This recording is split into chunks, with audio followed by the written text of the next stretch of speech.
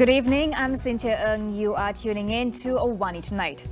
Double-vaccinated individuals can still work dine-in after booster deadline.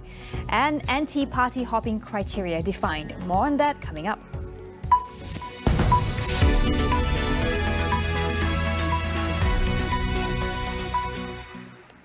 People who have only received 2 COVID-19 vaccine doses will still be allowed to do various activities come April 1st. These include working at offices, entering shopping malls and places of worships, and even dining at restaurants. Health Minister Khairy Jamaluddin said this is despite some of them losing their fully vaccinated status from that date onwards. He said, however, that foreigners must complete their 3rd dose to enter these premises. Meanwhile, Khairy added that foreigners entering the country on a short-term social visit pass must also have insurance coverage of at least $20,000 regardless of vaccination status. This requirement does not apply to Malaysian and Singaporean citizens, permanent residents and long-term pass holders. Previously, the government said that Sinovac vaccine recipients and those above 60 years old who do not have a booster shot will lose their fully vaccinated status after April 1st. De facto Law Minister Datuk Sri Wan Junaidi Tuanku Jaafar clarified to the Senate today that the 3 main criteria that define party hopping by a Member of Parliament as per the draft of the Constitution Amendment Bill. This is ahead of a meeting tomorrow between the government and Pakatan Harapan to finalise matters relating to the anti-party hopping bill before it is tabled in Parliament on April 11th. According to Wan Junaidi, the first criteria is when a Member of Parliament announces leaving the political party he or she contested for in an election to be an independent member or join another political party. The second criteria is when a Member of Parliament is expelled from the political party for the purpose of ensuring MPs abide by the Constitution as well as party rules and regulations. The party that sacked the MP will face the risk of losing the seat and an election will have to be held again. Wan Junaidi said anti-hopping law would also be applicable to independent MPs looking to join any political party after their victory. With the enforcement of the anti-hopping law, he said party hopping could be prevented with the requirement for re-election to ensure the mandate is returned to the people. However, he said in a situation involving a dissolution of a political party, its Member of Parliament would not be considered party hopping when joining another party. Bank Negara has projected Malaysia's economy to grow between 5.3% and 6.3% in 2022, up from 3.1% growth last year. The higher forecast is underpinned by stronger global trade and the reopening of international borders. According to the Central Bank's Economic and Monetary Review 2021 report, labour market conditions are expected to improve gradually as economic activity picks up. Unemployment rate is also projected to fall further to around 4%. This will drive up private consumption as well as consumer confidence. Export-oriented sectors will continue to benefit from strong external demand, while headline inflation is to average between 2.2% and 3.2% this year.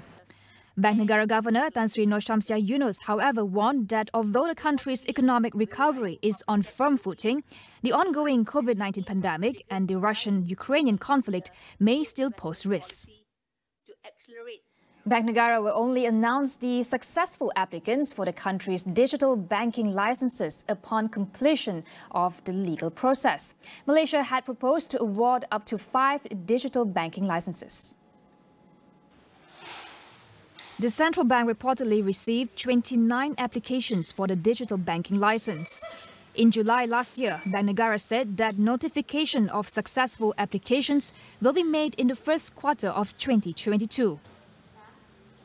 In the same media briefing, Governor Tan Sri Nur Syamsiah Yunus also said there is no immediate plan to issue a central bank digital currency or CBDC, as the domestic payment system remains efficient to support the needs of the economy and allow real-time digital payments.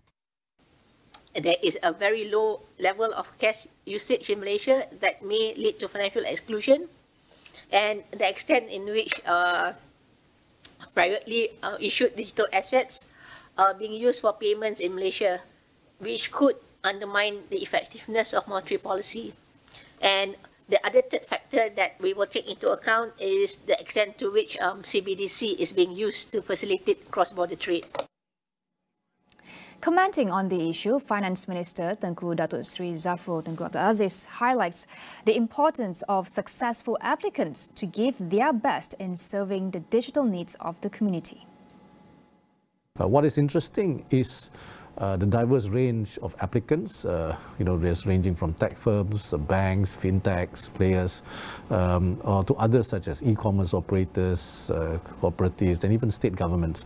For us, what is most important is that the successful license holders must eventually fulfill all the fundamental criteria, such as ensuring the protection, the security of consumers' data, and contribute towards a more inclusive digital economy.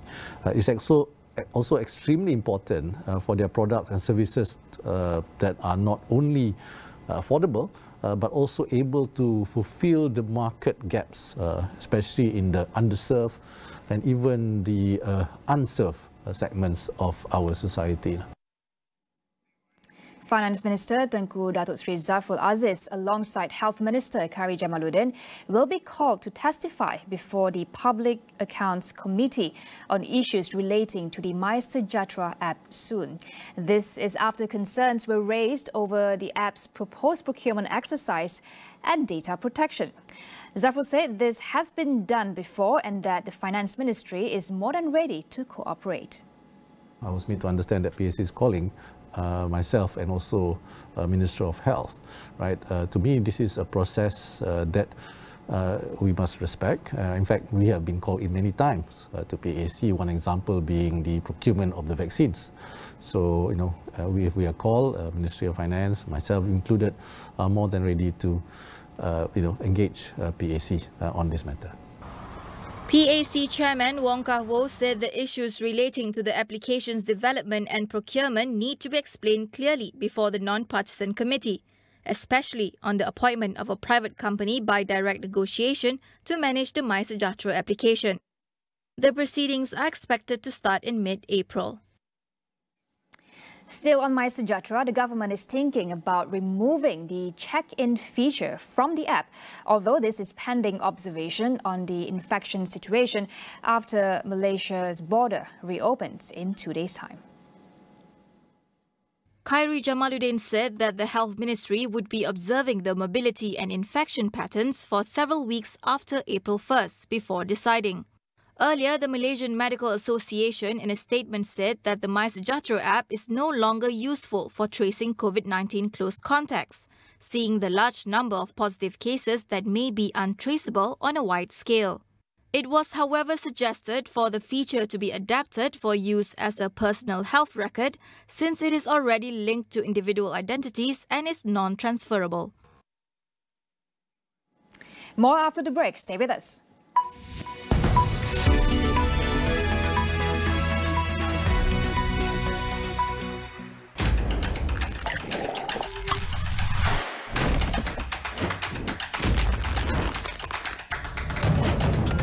Yang terjadi adalah berita, tetapi tiada siapa yang boleh bawakan yang terkini dan tergempar seperti kami. Dilihat hanya memberi wang tanpa matlamat yang tepat.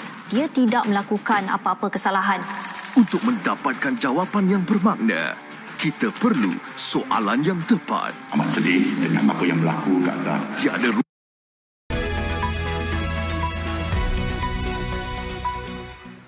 Welcome back on to international news. Hong Kong leader Carrie Lam, who has been under pressure to reopen borders, admitted openly for the first time that the city may be facing a brain drain. Her government has been dealing with backlash from businesses and residents over its strict COVID-19 strategy, which had isolated the city from the world.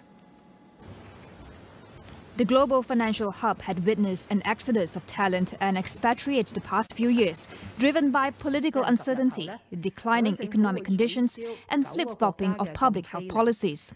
On top of this, Hong Kong is still implementing some of the world's strictest pandemic rules at a time other governments are lifting restrictions and returning to normal life. Lam, however, said Hong Kong will see positive opportunities after the pandemic is over and expressed confidence that talent will return. Due to mounting frustrations, the government announced last week that it would lift a ban on flights from 9 countries and reduce quarantine for arrivals from abroad beginning April 1st. Travellers are to quarantine in a hotel for 7 days rather than 14.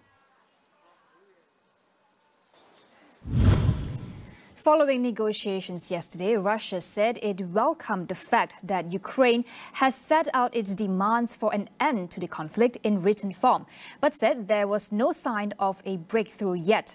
Russia had said it was going to reduce military combat operations in the areas around the capital, Kiev, and the northern city of Chernihiv. But this was met with skepticism as Russia continues its assault. Moscow said it wants to focus its war on the east, and Western officials say this reflects failures to gain ground in many areas due to Russia's military struggles. Some Russian units are already believed to be withdrawing and resupplying to redirect its offensive. Russia aims to liberate the eastern Donbas region, home to Donetsk and Luhansk. Russian troops are likely to want to create a land corridor along the south coast, linking Crimea with the Russian border. Mariupol, which sits along the route, is strategically important. Thousands of civilians have been killed there and Russia is close to taking the city completely. It's been nearly 5 weeks since Russia's invasion of Ukraine. The United Nations said more than 4 million refugees have fled the country. Despite heightened tensions over the war in Ukraine, an American astronaut and 2 Russian cosmonauts left the International Space Station together and shared a ride back to Earth. NASA astronaut Mark Vande Hei caught the Russian Soyuz capsule back home after a record-breaking 355 days at the ISS. Vande Hei landed in Kazakhstan alongside the Russian space agency's Anton Shkraplerov and Pyotr Dubrov, who also spent the past year in space.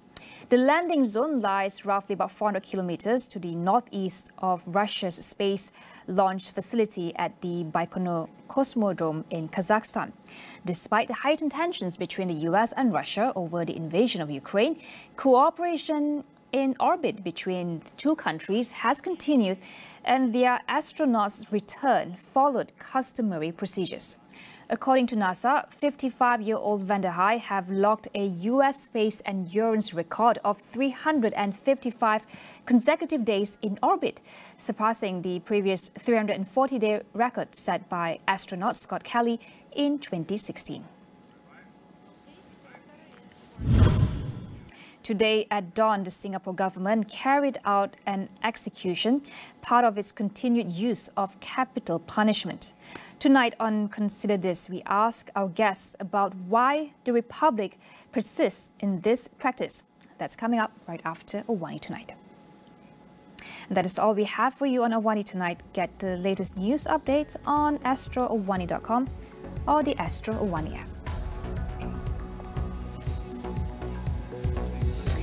I'm Cynthia Ng. Thank you for watching. We'll see you again.